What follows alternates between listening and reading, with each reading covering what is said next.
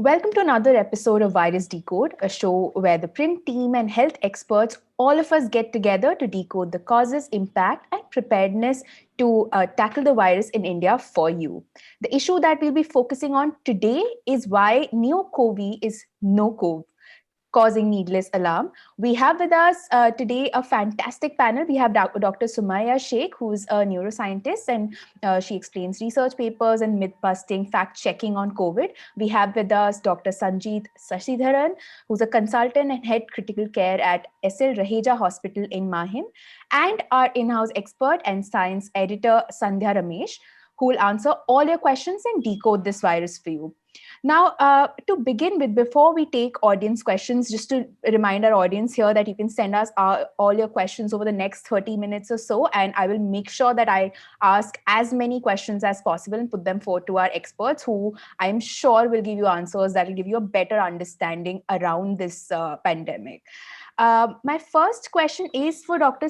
Saseedharan. Now, for the past couple of days, as I mentioned, this is about Neo-CoV. We'll try to focus the discussion on this.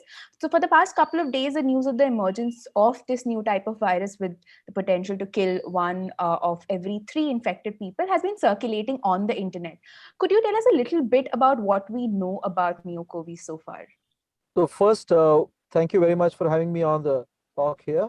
Well, the first thing very important that we must all understand is this has come out from a paper that has not been peer reviewed. It is a paper that has basically come in on BioRiv, a website which is a preprint server, and it actually tells us that there's some kind of a virus that has been seen by the Wuhan scientists from bats from South Africa. And this kind of virus is supposed to be kind of a little bit more virulent and transmissible is what the paper says. However, it's too early to comment just based on a preprint server, and we have a lot of more data that needs to come by in this regards. More importantly, what it says is it's a pure zoonotic disease. It's not something new. It's been there for a while, and it's a part of the MERS family. However, it's completely zoonotic. It's really not getting into humans as of now. And so there is no cause of panic, and we still are learning about this particular virus. Okay, that's definitely good to know. Coming to you, Dr. Shaikh, at this point, now, as Dr. Saseedharan also mentioned, this has come from a paper that hasn't been peer-reviewed. Now, generally speaking, you have often spoken about how papers are misinterpreted and about misinformation, especially around this virus. Do you think the alarm around Neo-CoV was due to this as well? A lack of understanding, maybe? That could be true, but because the way misinformation or any type of fear mongering in health or even in non-health issues, particularly politics, but health specifically now because of the pandemic works, is that you take something that is highly emotive, something that creates a very highly fearful response, and that is bound to travel at a faster speed than any other information that is not so emotive. Like, it's not going to rile you up so bad. It's not going to get you, thinking or worrying about the future in the same way as other light news, for example, something that creates a higher amount of emotion, whether it's sadness, happiness, any of the emotions that you can count. In this case, fear will always travel at the fastest speed. Now, paper interpretations, not everybody has the capacity to interpret those papers. As Dr. Saseedharan put out, that it was a preprint paper. That means it wasn't peer reviewed. But regardless, we've all through the pandemic, we've been using a lot of preprint reviews to look at the data because they come out generally much earlier, because peer review is a process that takes a long period of time. You know, the editor sends it to 3 people, and those 3 experts review them, and then the editor makes a final decision. That is a lot of back and forth. So to get the data out quicker in these difficult times, we do rely on preprints, but we rely on those expert analysis of preprints on social media as well, in other places. And when they do the analysis, generally people then go for those people's analysis. So yes, what he said was correct. The bat ACE2 receptors, which is the main receptor that the SARS-CoV-2 uses to get entry into the human cells. This particular NeoCoV is only selective, or it's preferring the bat ACE2 receptor, which is slightly different than the human ACE2 receptors. And we've had no deaths out of it for as of now. This is just a paper that came through. So yes, some people have interpreted in different ways, but not everybody has the capacity to do it. And so we have to look out at the experts and what they are saying instead of just reading the paper themselves. We can read it, but fear out of unknown information is just waste at this point. So we really have to look out to people who actually understand these things. Of course, that makes a lot of sense. And since you've spoken about the importance of how and who is interpreting a paper, I'd like to come to Sandhya for a bit. Now, you, Sandhya, have written about Neo-CoV in detail as well. For all our viewers, you must go and read that article on the Print website. We'll try to add the link to our description as well for our viewers. Sandhya, now you've written about it in detail. Could you tell us about maybe your interpretation of this paper and whether you think there's a cause for alarm around this? So the larger picture here that everybody has to keep in mind is that bats are a reservoir for thousands of viruses. So there is active research going into understanding what kind of viruses bats host, especially coronaviruses, which at some point in the future might have the potential to jump to humans. So through the course of just regular work, back in 2011, scientists discovered through bat feces a specific virus, a specific coronavirus, and that is the one that they've named Neo-CoV. What Neo-CoV is genetically, is that it is the closest bat virus to the human MERS virus. So as a result, since it's so closely related to the MERS virus, which did occur in humans, scientists are trying to understand if this virus has the potential to jump to humans as well. And what they discovered in this study in the lab was that, as Dr. Sumaiya rightly pointed out, that it has a preference for the bat ACE2 receptors and not the ACE2 receptors in the human cells. Furthermore, what the researchers did is that they induced a mutation. They wanted to try and test out how it would infect human cells. So they induced a specific mutation in a specific protein. They didn't modify the virus, just in the lab, they performed this experiment and they found a mutation with which the virus could jump to human cells and actually invade the human cells. So they've said that this is a cause for alarm, that this is like a mutation or a set of mutations jumping in. This is because there are human cases. It's been around 2011, and there are. So this paper is a part of a large body of research. It's one among several fragments that help us understand where our risk comes from. So the findings are important, but for lay people, there's nothing really to worry about. It's a virology finding that the virologists are looking at. Of course. And for our viewers, we've already added Sandhya's article to our description, so you can go read it whenever you like. We also have audience questions coming in already, just reminding our viewers here that you can send us your questions, comment on the live chat, and my team is sending your questions to me right away so that I can put it to our experts. Our first question is from Jilesh Anatkart, who's asking, people are now, if Dr. Saseedharan could take this, he's asking, people are now not taking RT-PCR test and assuming they are Omicron positive and self-isolating. How can the government get proper data in absence of mass avoidance of testing? So it's very important that you test in the first place and let the government know, because that's how public health policies are placed in place. To get off the mask, we should know the number of people that are actually getting infected versus the number of people who are getting sick and getting into the hospital versus those people who are actually getting to the ICU. Without having these numbers in place, it becomes an extremely difficult task for the government to pace public health measures. You must reporting does not make you worse in any which ways. It only helps the government to understand what is the present situation, and it will help us. It will go a very long way to understand population dynamics and public health, to understand whether how we should ease out on restrictions, or how we should ease out on mask use, how we should ease out on our COVID behavior. So it's important that we report it, and the government per se is trying its level best to get it reported. Now with the new rule that says that if you have to buy home tests also, you need an Aadhaar card, maybe we might see more reporting coming in. Of course, there's a very important message in your answer there, of course. Now, Dr. Sheikh, when we talk about, say, testing or vaccinations or lockdowns, we're talking about policy making around this virus. But when we speak of such policy making around the pandemic, do you think there has been a disconnect between science and rationality on one hand and this policy making on the other? Yes, of course, Apoorva. I mean, we've all known that since the start of the pandemic, how much this issue has been politicized. And a lot of people, especially from the academic world or from the scientific and clinical world, want to keep these things separate. But it's not separate, because at the end of the day, the blame comes down to the administrators of any particular place. And it's not just in India.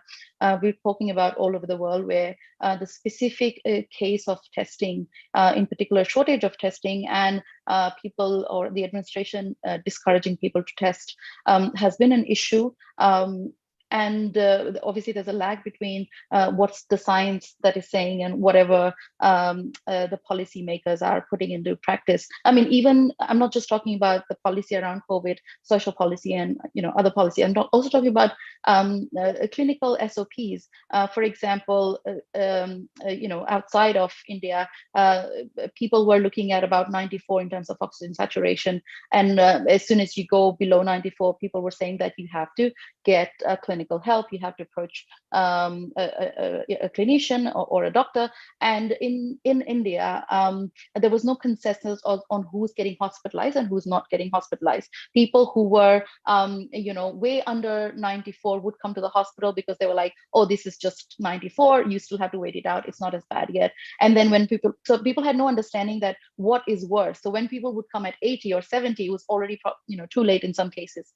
So there's a huge disconnect and lack of information as well, of course, coming down from, say, institutions like ICMR. But most importantly, how the way that international standards were set around what causes hospitalization, and the data around vaccines is that if you get your booster dose, in a majority of the cases, you will avoid a severe disease and you will avoid hospitalization. Now in India, because there's no consensus on how are you going to get hospitalized? So even a moderate illness could get hospitalized because they could just get into a hospital and get themselves admitted into one, versus people who were at home despite needing a hospitalization. So there was no consensus there, and so there's not a strict guideline, like a countrywide guideline on who is supposed to be hospitalized. At what point do you say this person needs medical help? And because of that, we can't say right now that you will avoid hospitalization, because we don't know what, anybody can just get in. Nobody's going to tell them to not come to the hospital. It was up to the clinicians who would admit them or not. So this is just an example of it, but there were many things, of course, where there's a disconnect between what science says and what the policy was made around it. It was a lot of it was changing on the go as well, despite the fact that the science wasn't changing. I mean, one thing that really irks me out is how the public gatherings, I mean, not just the political rallies, but in general, the public gatherings have been allowed to go on for the longest period of time since the lockdown was lifted up, but the schools are still closed. And I cannot emphasize on the problems that this is going to create. And we are creating an entire country since the last 2 or 3 years. These kids, especially the kids who are between, say, 11 and 15 years of age, they are the ones, who are trying to understand who they are. They are trying to form their identity and, who they are in this world. And there are a lot of mental health problems that starts around this particular age and time. The puberty is starting, adolescence, all the way down to the teenage years. And if we stop these guys to interact with their peers and get them to stay at home, this is a panic situation for everybody already. What we're creating is people who are relying more and more on internet, who are engaging more in misinformation, who don't have a real understanding of how to interact. And that's where we see all these young kids doing all sorts of things, including the stuff that we recently found out, people coding all sorts of wrong websites to humiliate different women and stuff like that. So I mean, this is just a disaster for everyone already. So why are businesses more prioritized than schools, for example? And this was a question in the US in particular, but here I think we have to really think about how to get the schools back in action, and that's where the policy is needed. And I'm not sure how much science is going to be used here, but it is imperative that we do so quickly. Apoorva, if you don't mind, I have a follow-up question Of for course, go Dr. ahead. Shaikh. As a neuroscientist, could you tell us a little bit about the cognitive effects that kids would be facing right now, especially kids of various age groups, considering they haven't been going to school regularly and are not socializing with their peers in real life? So there's an age group of 9 to 11.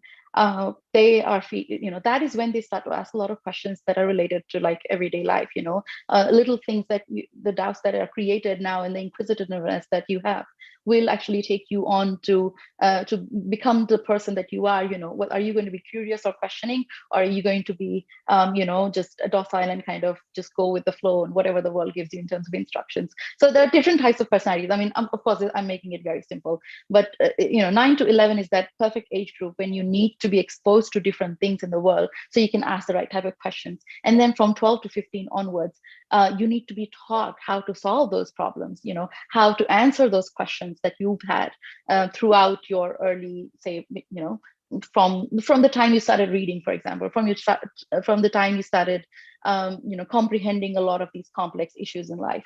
And that 12 to 15, I would say, or 12 to 16 is the most difficult age. And if you don't have a support system, and support system is not just coming from parents, a lot of the people, especially in India, we've grown up with the internet, and there are parents who don't understand how to interact with them, or what is their world really.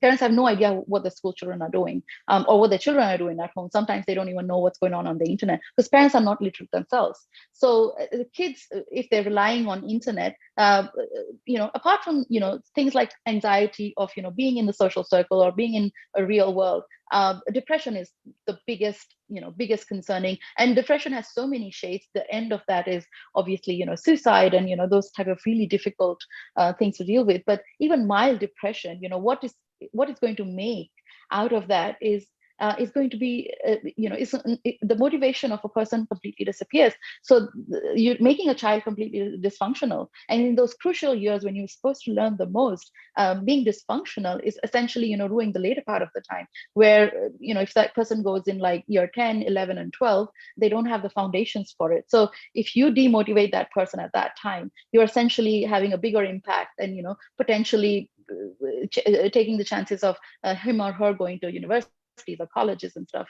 And the other side of this is, of course, I mean, the suicide is the extreme side. The other side of this is predatorism, where a lot of time spent on the internet is a call for people on the extremist side, because I study extremism as a behavior. They're just sitting there recruiting these kids on the internet to do several things. And you can't, and it's not just, I mean, sexual predation is also a huge issue. Voyeurism is there and all these things, but a recruitment for different very damaging and dangerous ideas is a huge problem, and that can really wreck your mental health as well. I mean, you can really be fed a lot of hate, and people know who are the vulnerable people out there, and young people, and they know how to get to them. They know, and that's why they're so successful at recruitment. So the parents can't keep an eye on it. The peers aren't there as a support system, and they have no friends to go to and speak to. They have no teachers. Where are they going to go? I mean, this is a massive disaster in making. We've seen in Germany, where during the lockdown between 2020 and 2021,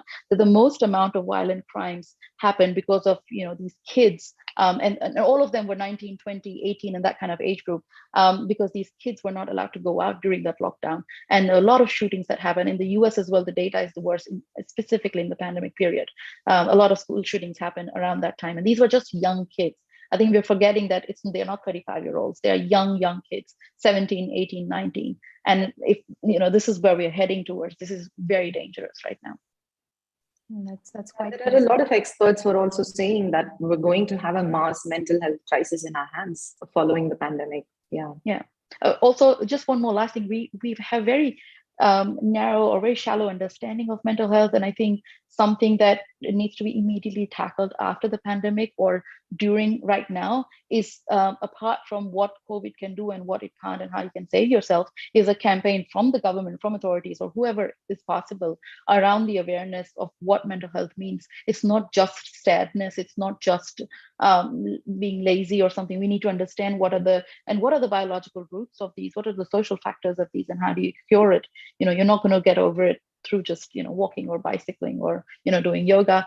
You got to look at it from a deeper aspect, and even clinicians in India have very little understanding, and many are even dismissive of it. So we have to really look into what we're going to do as a population, as the world, in trying to solve this problem.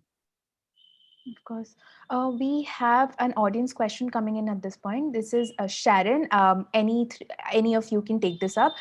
Sharon's asking, what is happening to COVID data for people who are doing home testing using home kits? Are these tests also being counted? If yes, then how? And if one of you could also talk about the reliability of around these tests, because we have a few questions coming around that as well.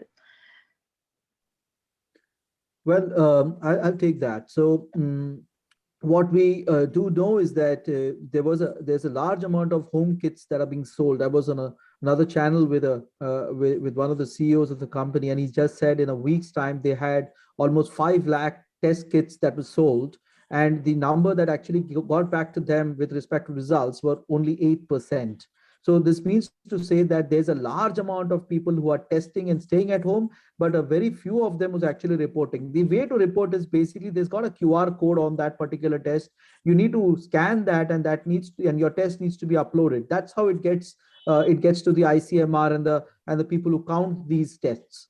However, as I mentioned, the amount of people actually testing and the amount of people actually getting back with the reports, there's a vast discrepancy between both of them. And yes, that is a big issue. Yes, the tests, when we do a rapid antigen, this is a lateral flow assay, which actually gives you positivity. If it is positive, it is definitely a true positive. You can't call it as a false positive. It's always a true positive.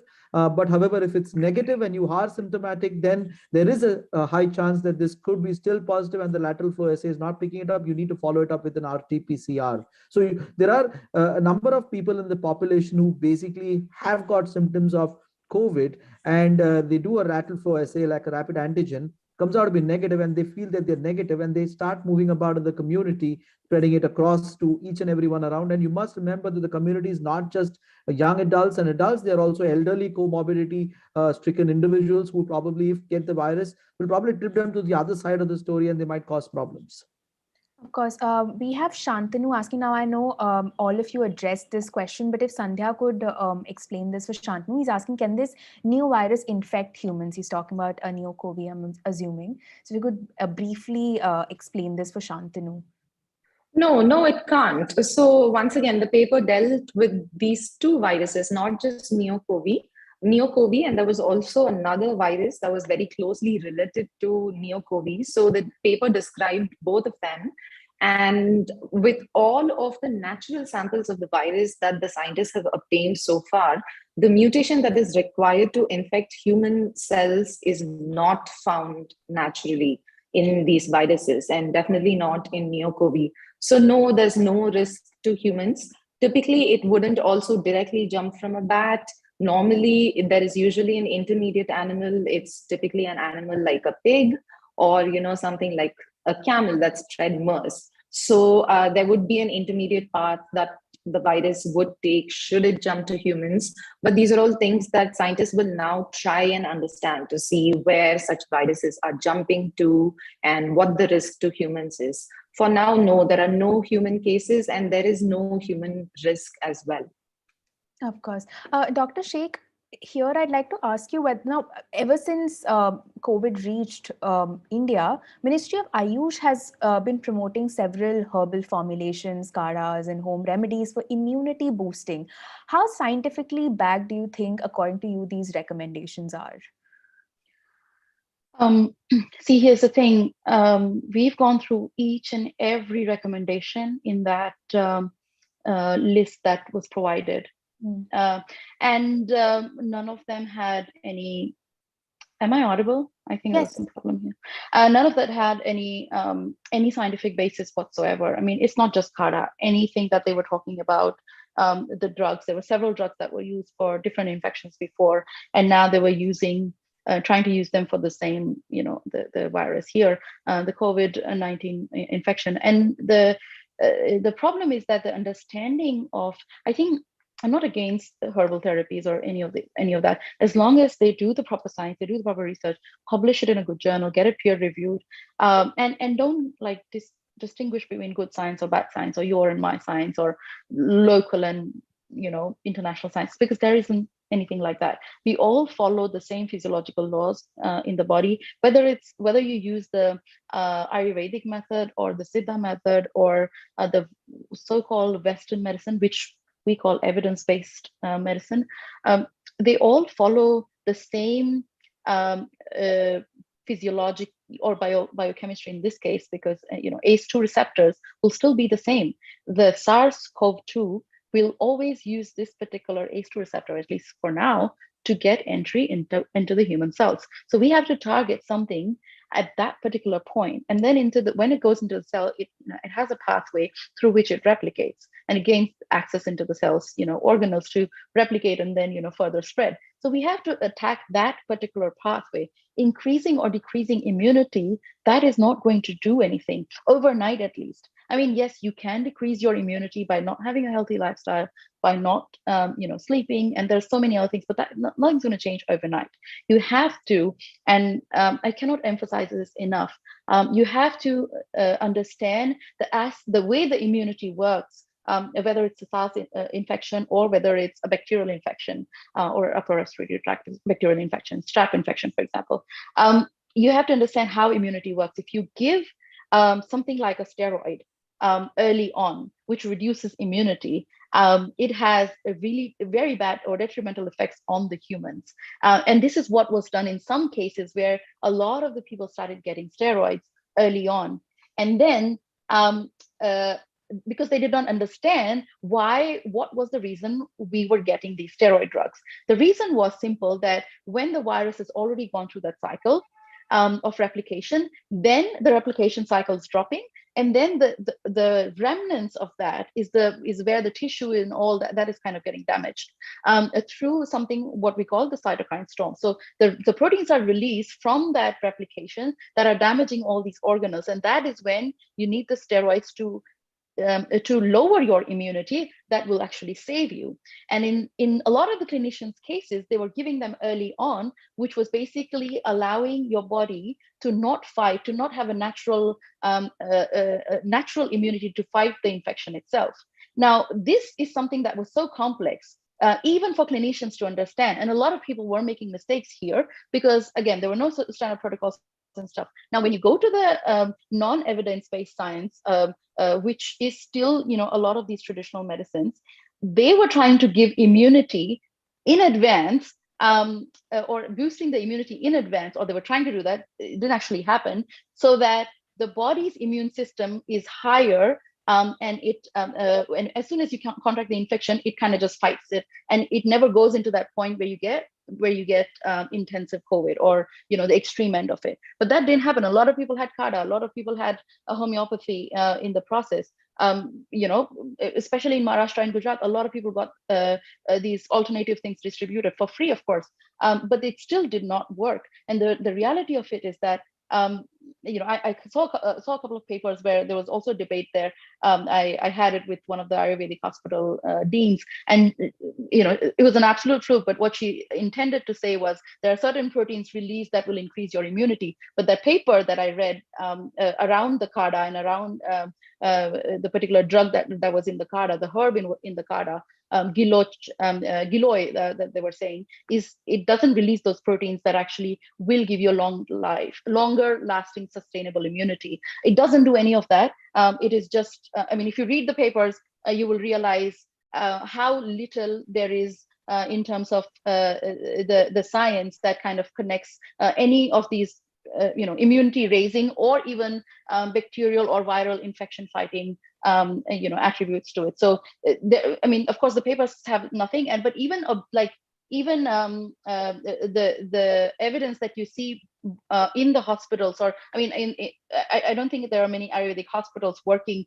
They were just giving Giloy and these CADA like things, but there were certain ones that were definitely working. But at the end of it, they were all going to the evidence-based clinics in the extreme ends of it. So they were only treating moderate and mild COVID patients. And what it means is that they do not have the capacity to treat severe infections. So only the moderate and the mild ones were getting treated. And that means that the body can resolve moderate and mild illness anyway. So there's a huge, discrepancy in the way that people do tests in Ayurvedic clinics. If your body can recover on your own, you actually don't need any other external drug. So this is already like a confounding factor or situation where, there's no comparison here that you can make. You don't know whether Giloy's actually treated you or your body's actually done it yourself. So even as an observable outcome, there was no indication that that Giloy treated you or the Kada treated you from COVID. So I'm not just talking about the papers that I'm seeing, I'm also talking about observable outcomes. I've spoken to Ayurvedic doctors as well. They were only treating mild and moderate symptoms, which you already know that at home it's easily resolvable on its own. So it's important to say, people can say that, oh, I've seen it in my patients. No, you haven't. It doesn't work even in patients, and it doesn't work even in clinical studies that I've seen. So there's a huge disconnection between the two. There's no science here whatsoever. People don't understand COVID science. You have to wait and see how it works, have to run long clinical trials. And if it works, get them into the evidence-based medicine. Don't leave it in Ayurveda because people do not have the capacity to analyze those studies there and get them peer-reviewed. We have one last question that we'll be taking up from our viewers. The question is by Praksha, and if Dr. Saseedharan could take this. He's asking, is there a chance of new virus coming at the end of this year? And along with this, Dr. Saseedharan, I'd also like you to address the fact that we're all now we're seeing a glimmer of hope.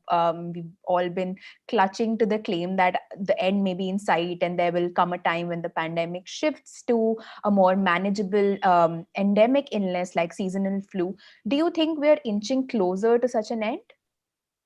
Okay, so whatever I'm going to say is kind of a little bit from what's happening and a little bit of speculation. Now, if you ask me, is this going to end? Well, the peak in the metro cities, definitely in Delhi, in Mumbai, in Chennai, and in Kolkata, has definitely